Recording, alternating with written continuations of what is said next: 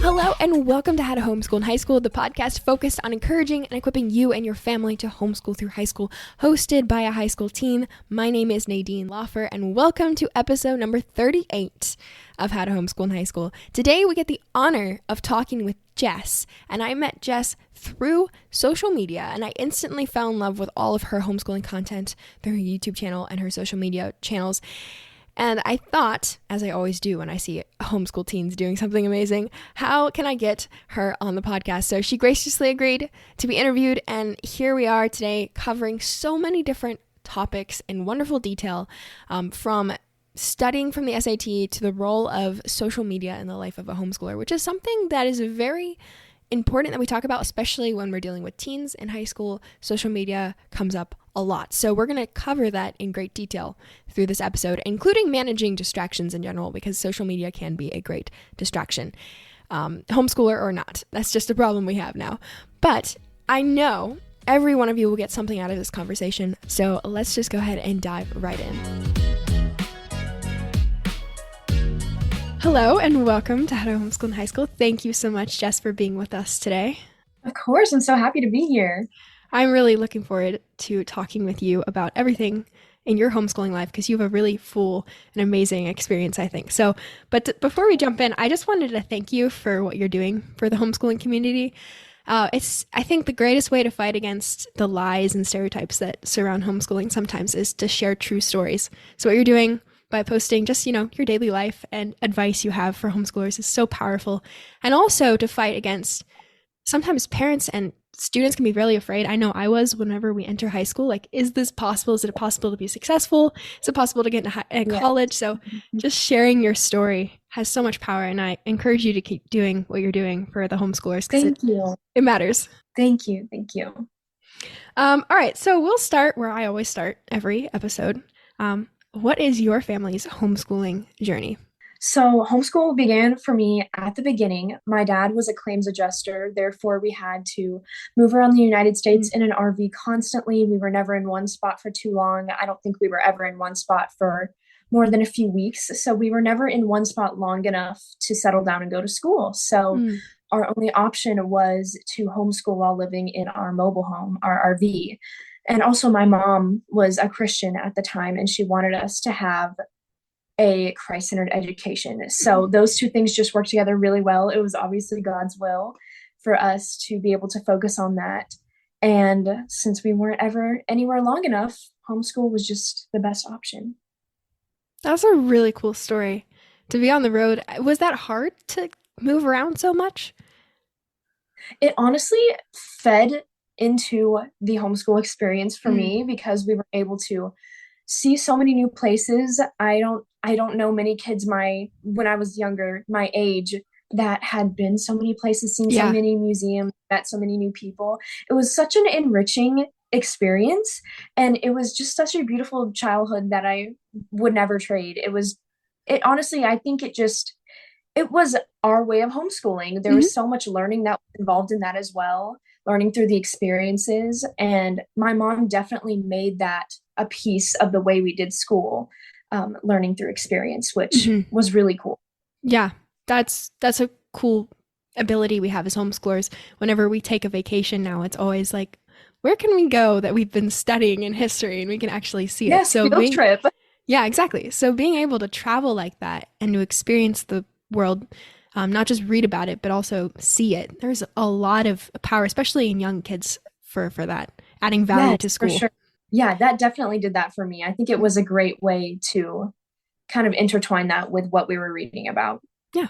So for high school, how exactly have you done your high school experience? So throughout high school, I believe I started in 7th grade. I have been with Classical Conversations, which is a co-op. Yeah. I know a few other homeschoolers who do that curriculum, and it's been a blessing to me. The dynamic of being able to do school at home and kind of have that alone time to work and be diligent, but then also have an in-person class day has been really good for the high school years, for obvious reasons. Just being able to connect, and then having classmates, I think, is really fun. Also, having a tutor, a person other than your parent that you get to keep up with for your work. That's how we've done high school. And then we've also participated in Sunlight, which was a Mm, great curriculum as well, but that's a little bit earlier. But Classical Conversations has been what we've used for high school, and it's been really good. yeah.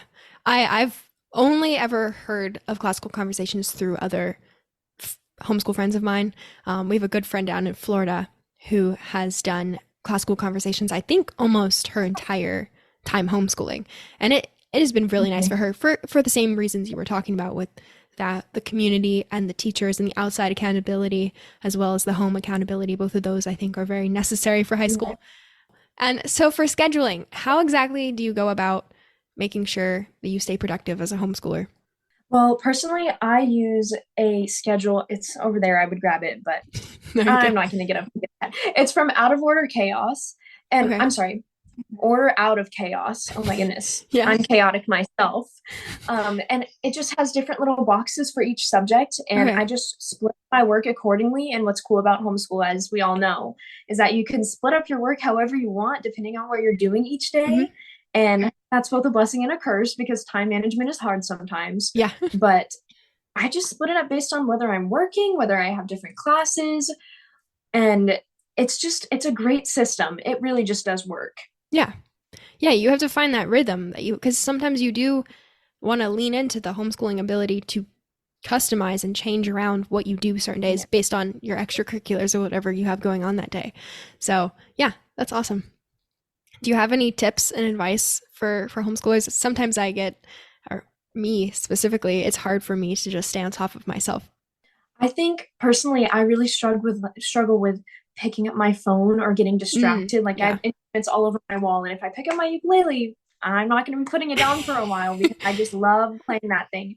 Yeah. But I think staying determined and remembering your goal, it's been also tough. I know you may relate. Senior year, it's really Oh, hard to stay on task because you're so ready to be done. yeah. Senioritis is real, and I didn't assume it was going to be real, but it is so real. I've Mhm. lost a lot of motivation this year, but I think just remembering that our work still matters and that we should always just be giving our best, even if your best doesn't look like someone else's best. I Yeah. think it does count to give your all towards that. And really, we are our own accountability partner. Yeah. We do need our own. I think it's important to have outside accountability partners, but I Hmm. feel like a lot of this have to be your own. And Yeah. just remembering that it isn't all for nothing, especially if you're striving towards a certain career goal or college, that your Hmm. work does matter. And I think scheduling does help too. Personally, I'm a box checker. I Yeah. love to check those end of the day. So that's something that really helps motivate me. And then also you can do little rewards for yourself, like getting to go take a walk when you're done or like Yeah. going to grab a snack and finish the subject. I think that's always helpful as well. Those are some really good tips, and I love keeping the goal in keeping the your goal in mind because you can get lost in the daily things you need to do, and you Yeah, just it the little adding value to what you're doing, like the grand bird's eye right. view. It has purpose, it has value, and if you just keep reminding yourself of that, there's you keep going. You know, that's the whole point. Is just to Right. know If your you're why. passionate about something, then you'll be willing to put in that work for it. Yeah, you're willing to sacrifice for it. So, yeah, your homeschooling community, I always say, is probably the most important thing to a successful homeschool, you know, environment and experience. So, how did you guys build your homeschooling community?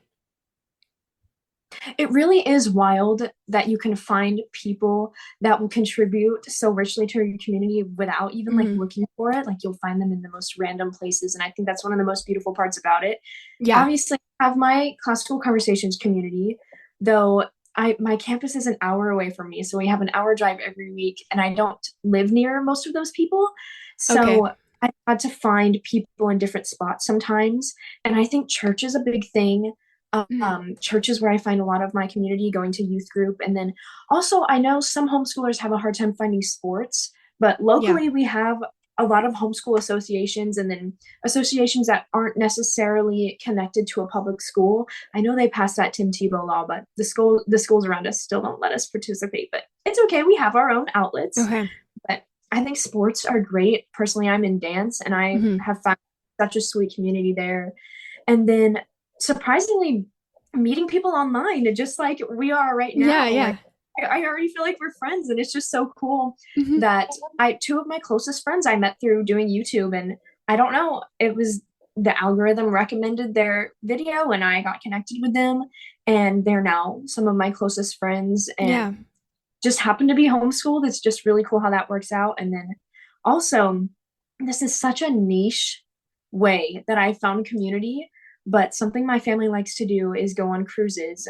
And I've found that when you go on a cruise off season, like in the fall, Yeah. most likely there will be homeschoolers there because they can take off and they're not at school. And I have found several homeschooled friends that way, and it's so crazy how that works Mm. out.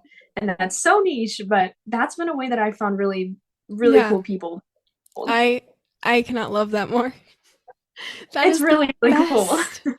That is the best. And we go on vacations in the off seasons just because, there's less crowds and we can and it's just awesome. But Right. doing that and then connecting with other homeschoolers, I don't think we've ever done something like that before, but it makes so much sense. It really does. Yes, yes.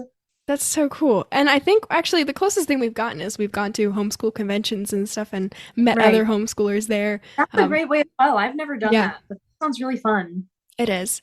So yeah, you guys have gone to your local community and done CC, but you've also used extracurriculars like dance and everything to Yeah. build your community. So it doesn't necessarily have. Yeah. I say homeschooling community because I'm talking about like we're the homeschoolers, we're building a Right. community outside. It doesn't have to necessarily all be homeschoolers. Right. So Right. have you met like are you have any close friendships with public schoolers, conventional schoolers? For sure, for sure. And Mm. that's definitely been through church and dance, I'd say. Okay. And I think it's kind of a really cool dynamic because we each get to see both sides of the spectrum, Yeah. school-wise.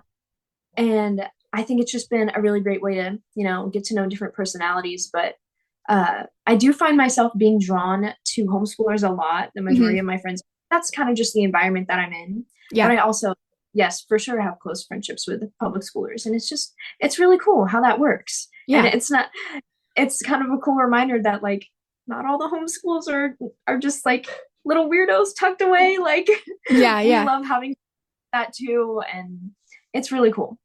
It's been a blessing to build this online community of homeschoolers. I feel like it continues to grow every Yes. day. Like your Yes, reel it does. popped up on my page because it was recommended.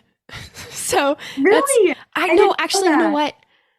A friend of mine, well, someone else I've met, sent me one of your reels. That's how it happened. And I was like, Really? oh, Oh, this is perfect. And I saw that Naya knew you, and it was just so cool. I'm I like, love Nick.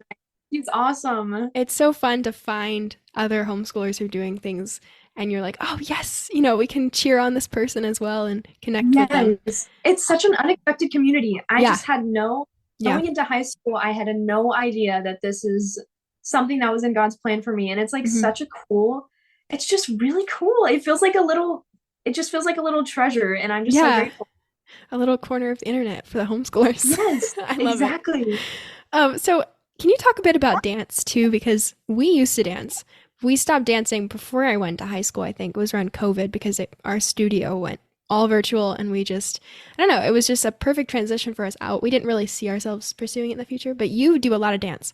So could you talk about like, how did you get started? How did you find, your studio and everything? Of course. I live in a really small town, and so Hmm. there's not very many extracurriculars right here. A lot of them are in San Antonio, which is kind Okay. of our big town.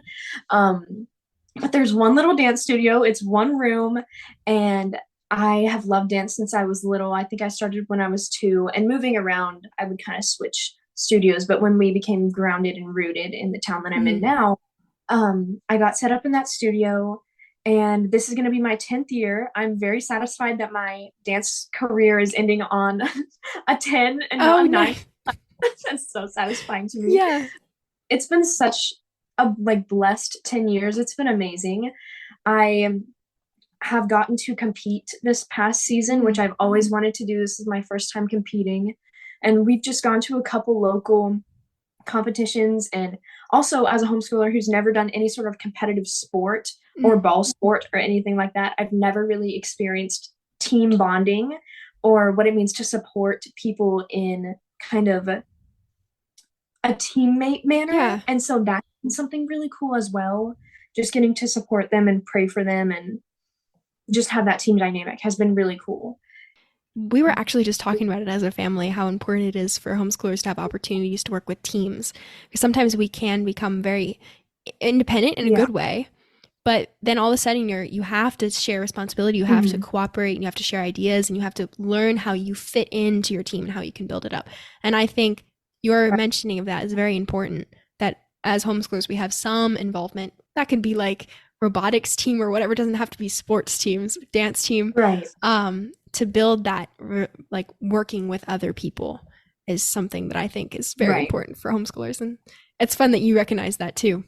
For sure. I have noticed that I work really well on my own. I'm a Mhm. very much if no one's gonna do it, I'll do it type of Yeah, person. same. So I always kind of struggled working in teams if input levels are different, for Mhm. sure. We don't really have very many duo projects in classical conversations, but there has been a few for debates and Mhm. such like that. So I've realized that as I'm going into college, there will be like study groups or group projects that we'll Yeah, probably have to work on. And I know there's going to have to be a balance of being accountable for my own work that I'm putting into it, but also letting others take the lead or letting someone fall back a little bit. for sure.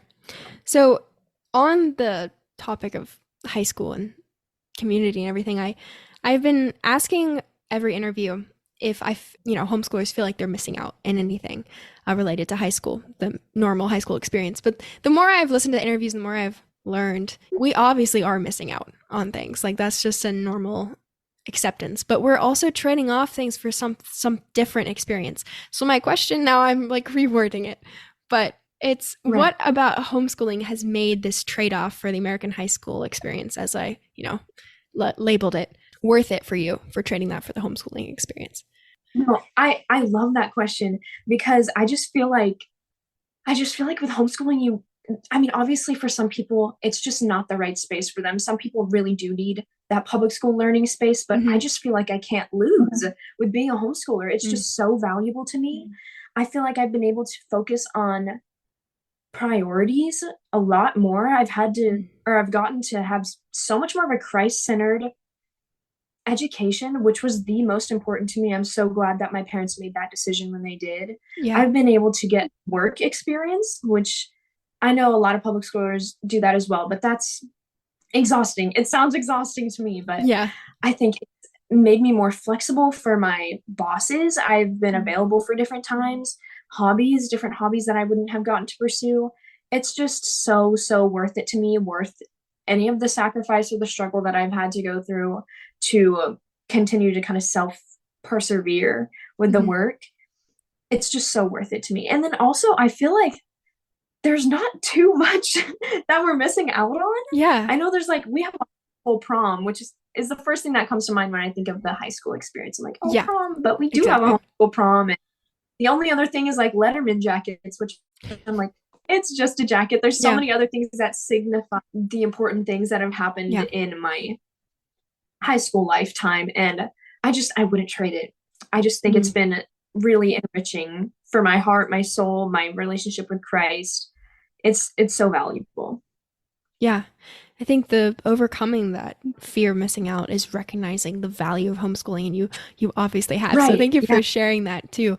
That was my experiences once I got over, and that took me, I think, till my junior year when I fully or started to understand the impact that homeschooling was having on my life.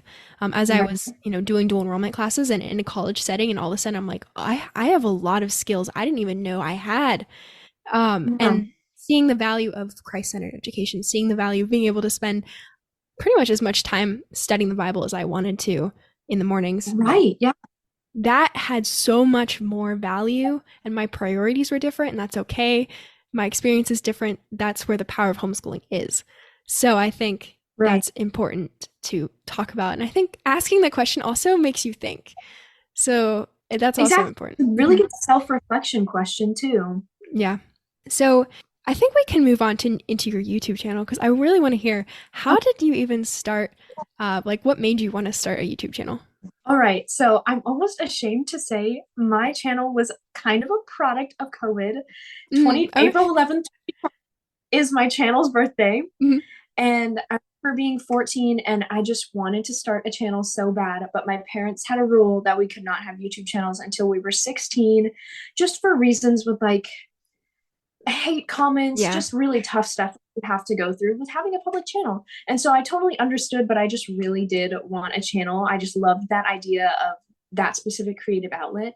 Hmm. And so when the pandemic hit and we were so bored, even though being homeschoolers, like not much changed for us because we're home all the time anyways. Yeah. But like you were talking about going virtual, my co-op class was virtual, dance class was virtual. Um, Mhm. Everyone was bored. And so somehow we Yeah. convinced our parents to let us each have a YouTube channel. I have a younger brother. He's 20 months younger than me. So Mhm. we're both wanting one. And so she did let us have a channel. And I think what inspired it was for sure just I knew I had an abnormal lifestyle Mhm. as a homeschooler. And so I wanted to share that. And then I also really just had a love for editing and creating digitally. And then Mhm. also I just wanted to share the gospel. Like I just needed an outlet. Being a homeschooler, I feel like this also isn't talked about a ton, is since my family has put me into a lot of Christ-centered Mhm. situations, church, classical conversations, there's not a ton of opportunities for evangelism. Yeah. So I was seeking for that. And so that was definitely something that inspired the channel. I totally agree with the evangelism because that was on my heart when I started high school. When I first realized, I'm going to have a very different high school experience than the majority of other high schoolers do. And people would talk about sharing the gospel with people who don't know the Lord. And I had this Right. wonderful God given community of believers, strong believers. And I was just like, okay, who can I reach? And that was kind of partly the reason why I started the podcast. I was like, okay, I can use this to like share some Yes. of the gospel too. So I like that you had the same, you want to share and this is an outlet where you can do that. So how cool. For And sure. so when did you start posting specifically about homeschooling? Was it the very beginning? I actually had to really think about this and look back through all my content because I realized that it wasn't until about a year after, I think it was Mm. 2021, that I posted my first day in the life that had to do with anything related to studying.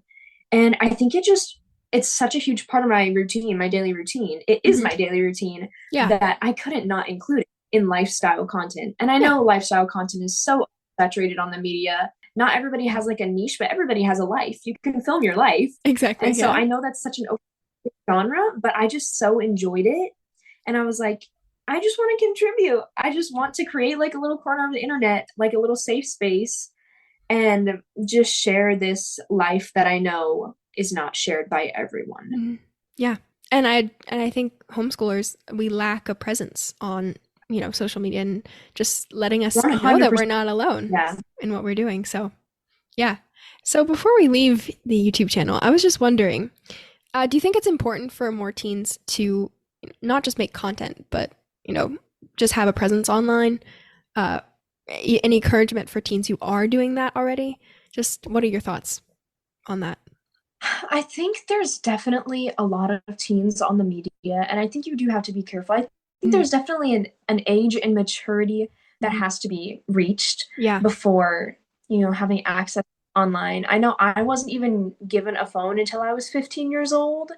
So it I'm grateful that my parents did that Yeah. because as we see everywhere, there's just such a I don't know how to put this, deprivation of humanity. Like Mhm. kids online, it's really sad to see. But I do think that it's really cool to be able to relate to other teens online. Mhm. As in certain niches. I love seeing homeschoolers and homeschooled teens online, especially ones who are striving to make a difference. Now, if you're just on Yeah. there just because, Mhm. I'd say maybe hold off, but Yeah. I like to see teens who are on there with a purpose and they're trying to reach a specific demographic of people. I Yeah. love seeing teens who know what they're doing. Well, not that you have to know what you're doing, but Yeah. they know why they're there. Yeah. And they're making videos for a purpose. And I Mhm. really like that, especially if you're trying to give valuable information. There's Mhm. so much information coming at you at all times. So I think when you're providing Yeah. important and valuable information, that for sure, I love seeing other teens and being able to relate. I think you spoke a lot of good advice. Perfect, because there's a lot of I see online parents talking about when should you give your, kid a phone? What about teens and online, like homeschoolers? How should we manage that? And I think it's important that we learn how to, like, not Yeah, completely be separated from it. I am a strong advocate of, I see Instagram suck so much of my life and my time out of my school yeah, day. So I think I have to be like purposeful in making sure that that does not happen.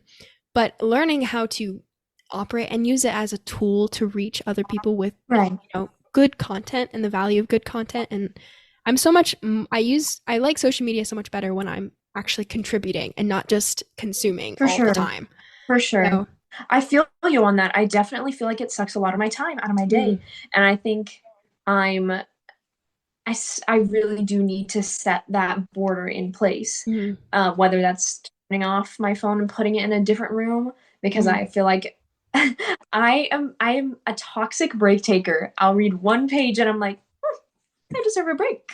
yeah, So I think I definitely get that under yeah, control because that's very much me. yeah, But I agree with you. I think it's a tool. Social media mm, started as a tool and it should always be a tool, and it's been so twisted mm, and it's addictive. I am 100% admitting that it is addictive. yeah, And that's actually, I'm studying that right now for my senior thesis. mm, My thesis is on how social media shortens your attention span. mm, And I'm very much a hypocrite because as I'm writing my thesis, I'm taking breaks and looking at my phone.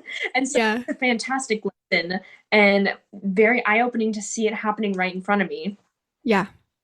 And I always talk about how homeschoolers have this amazing ability to schedule your day, like learn how to schedule a day, learn how to get stuff done. One thing I've noticed is not having someone over me all the time also allows in that ability to take as Yep. many breaks as I want to. Breaks are so Yes. important. But I also have a tendency to all of a sudden sit there for an hour doing nothing and then realize Yep. it's been an hour and have to be like have to recover from that. So Yeah. yeah, learning how to manage distractions as a homeschooler has been probably the single most biggest and procrastination. It just fits perfectly right in there with that. So I for feel like sure. that needs to be talked about more. Distractions. Like, Hmm. obviously, homeschooling can be simplistic, Yeah. but in a way, like in public school, you're isolated to one room, listening to one person, you're at a Hmm. desk, your phone is in your backpack, and you're required to do that. Yeah. But with no rules similar to that here at home, there's so much going on at home, especially if you have siblings, if your Yeah. parents are staying home, if you have all this entertainment surrounding you, things you love. My room is filled with books. I love reading. Yeah.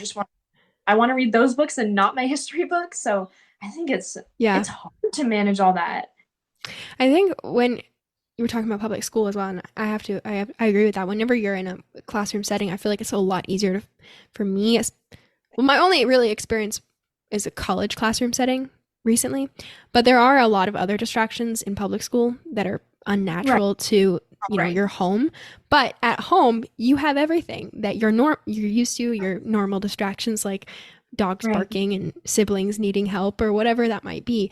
So I think life in it of itself is full of distractions. So learning how to Yeah. manage them is really important no matter what schooling you're doing. I think that's just Exactly. the struggle of the student life, Yeah. and the working life is just how can I get my things done and also enjoy my life, and have those Yeah. breaks in when I need it. So it's kind of something I think that's universal for any student in general. But at True. home, there's a different level sometimes, Yeah. of being I agree. having to hold yourself accountable. Self-discipline. There we go. For sure. Self-discipline. So yeah, that's a good. I like talking about that because I do.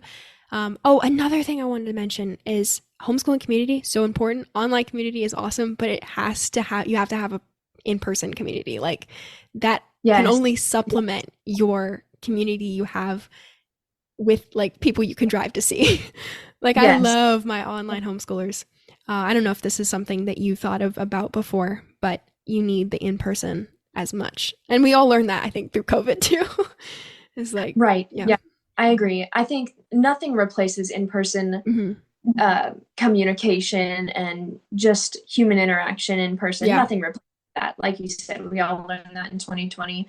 And I found that I need to intentionally surround myself with people in person, even though Mhm. my two online friends are some of the people closest to my heart, the ones that I just love to talk with. Mhm. You're completely right. In person cannot, there's no substitute for that. No. Yeah. It's so important. So I do want to talk about, because you recently released a video which I found so helpful. I've been talking about college a lot lately, and your video on how to get into college as a homeschooler, I'm going to link it in the show notes because I feel like I was going to do an episode and I'm like, no, this is perfect. Like, I'm just going to refer everyone to this video because you mentioned everything and some that I didn't even think of that are so important to mention whenever you're working towards college as a homeschooler. So, Right. what are your current plans for the future, and what led you to that decision as well? All right. Well, so I'm almost done with school. I've been taking some dual credit Mm-hmm. for the past 3 years. I decided to take off this semester, but I have college hours stacked up. I do plan on going to a private Christian college, not too far, but not too close to my home. Mm-hmm. It's about 3 hours. I think that's a pretty good distance. I plan on majoring in entrepreneurship, Okay. and which is a little bit ironic because I hate math, but I'm willing to learn. I'm going to like give up that need to always know what I'm doing, Mm-hmm. and I need to open myself up to learning that. And I'm excited to do that because I want to be good at math. I'm just not, but I want to learn. So, Yeah. entrepreneurship is what I'm going to pursue, and then I'm going to minor in something having to do with media management or Okay. marketing Yeah. because as we know, I enjoy doing social Mm-hmm. media and I like to design things. So I figured that would be perfect. And after that, either during the summer in college or post grad, I'm going to go on to get my cosmetology license. Mm-hmm. And to sum all of this up, the career that I'm pursuing with both the major and the cosmetology license is I want to create my own company for bridal hair and makeup. Oh, yeah. In 2020, I was in my aunt's wedding, and she had a team that came in from a completely different city. I think they flew in, and their flight was paid for, their stay was paid for, they were paid for their services. And I was like, that's a really cool gig because you're Mm-hmm. getting to do something you love, and then all these other expenses are paid for by whoever is hosting you or whoever is, purchasing your Yeah. service.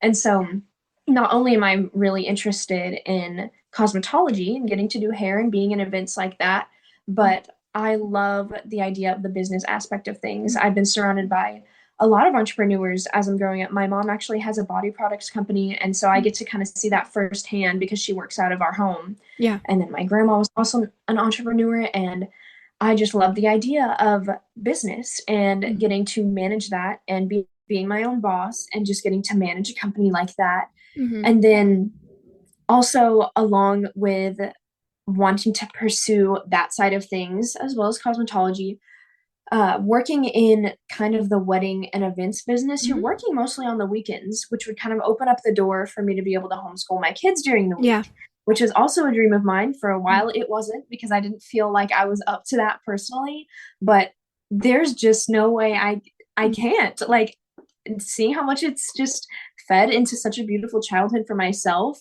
I want to give that gift to my kids as well. So it'll be a busy life, but it'll open up the week to homeschool my kids, and the weekend I get to work. So that's kind of where I'm headed. Hopefully, That's the plans awesome. could completely change, but as Mhm. of now, that's the goal I have in mind. It sounds like a wonderful goal. I've never thought about that as a job, but it sounds so fun. I mean, you get to travel too, which is so Exactly. cool. Yeah. And I think your mom being an entrepreneur too, and my mom is as well, and then also Really? homeschooling. That's so cool. I just look up to her so much because she's just awesome. I think homeschool moms in general, they're awesome. But Yes. being able to do both of those things and then I like how you said give the gift because I do view homeschooling as one of the best gifts that I've been given.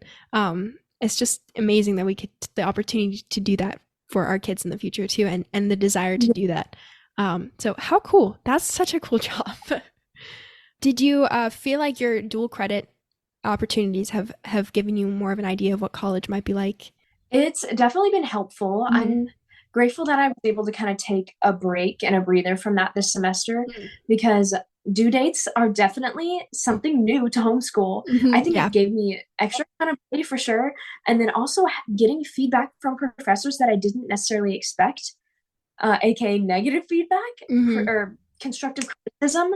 I think that's really important too, because obviously your mom is going to be straight up with you. If you did bad on a test, she's going to tell you and you can Yeah. correct yourself and learn. but I think hearing from other adults who are experienced in the field that you are studying or the project you're working towards, I think hearing their feedback is awesome. And you're also getting the format for what you're going to be doing in college. And I never had in-person classes. It was all online through Canvas. I don't know if you've heard of that, but I really liked that. So submitting through that was awesome. But I do think it gave me a really great taste of college, and it makes me feel a lot more prepared for the experience that's ahead. Yeah, that's how I approach recommending it to teens. It's just, if you're planning, especially if you're planning on going to college, this is a great way to get your feet wet in it. But it's also incredibly demanding. So I'm actually taking off a semester this year as well, because I've been doing it for the past 2 years. Really? So yeah, it's been really nice having a break. Last semester of high school, finishing off in high school, which has been really nice. It seems like we had the same idea. Yeah. And then what was your experience? You mentioned that you've already been accepted into college. So what was your experience with college admissions and college testing? I know you touched upon it in your video. Yes, it was pretty simplistic. I did find that, and I talked about this in the video, something that was really important is to keep track of your grades, because I know every curriculum is kind of different, but with mine, I could either keep track of my own grades or have my mom do that. And with my mom being a business owner, she doesn't have all the free time, that she wishes she could have. So, and then I also didn't have time to write down my grade every single time. So the grades did kind of fall by the wayside. And I found that was where the power struggle was near the end, whenever it was time to get those transcripts in for my application, to get all those together, because it can be really overwhelming if you had 7 classes in one semester, having to get all the tests, all the papers, and get all of those together. Oh, yeah. So I think if you're younger in high school, that needs to happen. Like, if you haven't been keeping track of your grades, you should catch up on it now and then stay consistent with it, so it's all in one spot whenever you go to apply. But personally, whenever I applied to the school that I am going to be attending, first I just submitted my test score. I took the SAT and the ACT. I know a lot of schools are test optional, but I just thought it might be a good idea to take it. And so I also sent in my application. It was lacking my transcript since I was still getting it together, but they were allowing me to submit, as I could. Yeah. And they actually accepted me based on my test score. So obviously the transcripts are necessary, but I was really grateful that I did test, because that's what they accepted me based on. And, as they got more of my information, they added that to the application and just my little information form. But it was a pretty smooth experience applying. That's another thing, not to stuck on applying. I'm very glad that I applied early, because you can kind of process which school you want to go to if you get into several, or if you don't get into them, what plan you want to pursue. So it's very homeschooler friendly, to my surprise. I was a little bit nervous about that, but it's been pretty smooth sailing. Yeah, I've talked to a lot of seniors, and they've all said pretty much the same thing, is that they want homeschoolers. So they're slowly making it easier for homeschoolers to get in. I mean, it wasn't like that 20 years ago, maybe even 10 years ago. Now it's becoming a lot easier. And I wanted to ask about the SAT. When did you take, and how did you prepare for that? Because I took it in August or October of last year. It was my senior year. I regretted it, because I'm like, I learned this stuff a few years ago, and now I have to relearn some of the math that I didn't keep up with. So I found that my advice is to take it whenever you probably not your senior year. I don't know. Did you take it your senior year, or? I took it, let me see. I think I took the ACT first. I believe I took it in February. And then I think I took the SAT in May. Okay. So that was of junior year, I believe, because senior year started in August. Yeah. But I actually took a little bit of a different approach. I did not study for the tests. I did not prepare for them. And I even thought about it. I was wondering if I should study, if I should cram for that.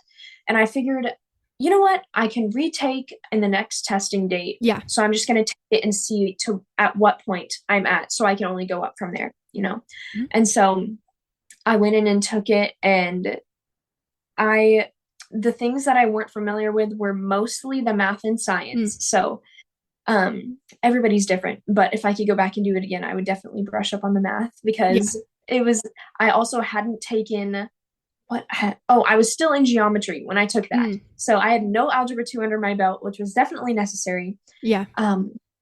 But I was grateful that I took that test, and I that's the score that I submitted to the school, and that's what helped me to be accepted quickly. And I think that Mhm. was just a big helping hand to that experience. Yeah. Yeah. And I know from experiences, you can't cram for the SAT. Like it's something that you have to like kind of Yeah, just know, right. or work your way up to knowing. So yeah, I do like the way you did it, taking it your junior year. So in case you wanted to retake it, you have more time. Because I did retake it. I took it and then I was like, okay, I can. I understood the test, and then I was like, I can do a little bit better. So I took it again. But it was Yeah, so close to my deadline for my application because I did apply early as well. So it was kind of down to the wire. Don't recommend that whatsoever. gotcha. Doing it early is, I think, exactly what you did, is very nice. So yeah, homeschoolers, I think it's good for us to take a test like the CLT as well is a very good option. Sometimes I get people asking me like, "What do you do about this?" And I'm like, "I don't really know. I've only taken the Yeah, SAT." So thanks for talking about the ACT too, and your experience with that. Yeah, just sharing as much information as possible. But it's right. it's unique. I've never heard of your approach to it, but I like the way that you did it. Is what do I know already? And then if that's enough, then I don't have to do any extra Right. work on Right. top of What you that. already So know, yeah. you know what you already know. And then I think another important aspect is whenever I was younger, a lot of the people in our town are involved in livestock showing. So like Mm, steers, chickens, turkeys. And at the stock show, they would have things called skillathons, which was like a test about certain animals, and it would be 100 questions, and you'd have to ID things. But the testing mm, format was sometimes a scantron, which is what the ACT and SAT are. And so I okay. think as a homeschooler, having never taken standardized tests and having say I never took those skillathons before, I would have been very confused Mm, on how to work the Scantron. So I think if you're planning on taking the SAT or ACT, look into Scantrons and okay. how to figure that out, because that was something that would have baffled me if I did not know Yeah. what it was. That is a really good point. I've never actually thought about that before because I was public schooled until fifth grade. So I took a lot of standardized testing. But if you're unfamiliar with it, that would be a big shock whenever you. Right. And I have a question. Texas, are you required to take a standardized test every 3 years as a homeschooler or no? No, we are not. I didn't think so. Okay. So in Pennsylvania, Is it required? it's Oh, it's man. it's kind of crazy. We have to. So I remember now it's Wow. third grade, fifth grade, and eighth grade. You have to I have take a no. standardized test and you have to send it into the state. So that's fun. But I guess if you live in a state, and I think there's only like 5 states that really have hard rules, and Pennsylvania just happens to be one of them, Right. then you're more used to standardized testing. But that's a really good point for those of us like in Florida. I don't think it was necessary. So, yeah, that's a really good thing. Just look into that, get used to that idea. My friend Mhm. took the PSAT, so I think that's also a good option. It's just try the Yeah, that's a great idea. practice test first, pretty much. So cool. To end it all, do you have any advice for teen homeschoolers? Oh, that's a big one. I think all in all, homeschool is what you make it. I think you're in control of a Mm-hmm. lot of your motivation, of course, especially when you're working on your own. You can choose to have joy in your work, or you can choose to make it a chore. And I think there's a lot of things we can do to make it a joyful experience. And especially if you're younger, like we were talking about the field trips, like Mm-hmm. making learning applicable and experiencing what you're seeing in your books. And I think you can find a lot of joy in that. And then also taking time to pursue your Mm-hmm. priorities since you have the space to do that. Like you said in the beginning of the podcast, you can take as much time as you want to read your Bible in the morning, because if that's your top priority, then that can be your top priority. And also, I think something big, Mm-hmm. I'll say this to end it off, have grace for yourself, Yes. because I saw a quote somewhere that was like, if your mom asks you to go run errands with her, go run errands with her. Or if a little sibling wants to play outside, go play outside. Like, Yeah. school isn't life, but it's your job right Mm-hmm. now as a teen. So take it seriously, but not too seriously. Yeah. Like, there's life outside your school, but it is important as of now. So I think it's definitely what you make it. That is my favorite piece of advice for teen homeschoolers. Having grace for yourself. And I'm way more of the tendency to make my life school. Like, I can't go outside. I'm sorry. I've got this much things to do. Learning how to be Right. step back from that and realize what actually is important is my family. And I don't have infinite amount of time to spend with my sister. So the time I do have is important, and I need to make it a priority. That has also been a really big struggle for me. So yeah, we're supposed to look different in how we structure our day. For sure. And that's one of the ways we can do is put our first things first. Also get, take it seriously, which is another, you can't swing too far onto one side. You need to be like somewhere in the middle. There has to be a balance. Exactly. So thank you for sharing that. Very important. And I wanted to also ask, where can our listeners connect with you? So YouTube, Instagram? Yes. So on both YouTube and Instagram, my is at Just Jess channel. So you can find me at both of those. And that's pretty much the only social media I'm on. So you can find me there or there. Cool. So be sure to go and check that out. I will link both of them in the show notes of this episode. So yeah, so thank you again for talking with us today and for sharing all your advice and your story. Very powerful, and continue doing what you're doing. Thank you. On YouTube, and good luck in college. I know you're going to do amazing. Thank you. Thank you guys so much for listening to this episode. I'm going to keep my outro very short and sweet because this is already a long episode, but I didn't want to cut any more of this episode out because I feel like it all needs to be discussed, and I hope you all were blessed by our conversation. If you want to connect with Jess, which I highly recommend you do, I have linked all of her information in the show notes, including her college prep video, which if you're planning on going to college as a homeschooler, I recommend watching and implementing every single tip she proposed in that video. Let me know if you have any thoughts on this episode or on this podcast in general by leaving us a review on your listening platform. That would really help this podcast continue to grow and reach more homeschoolers. Next week, we will be in Cincinnati at Great Homeschool Conventions over the weekend. And if you want to hear more about that, go back and check out episode number 37. But I still plan on releasing a podcast episode probably on Friday. And we will be talking with Miss Kathy Gibbons from Filter It Through Brain Cell podcast. I am so excited to share this interview with you. We're talking a lot about the role of critical thinking in the life of the high schooler, which is something I'm very passionate about. So be sure to stay tuned for that episode next Friday. But until then, I hope you have a wonderful weekend and continue to stay fearlessly different.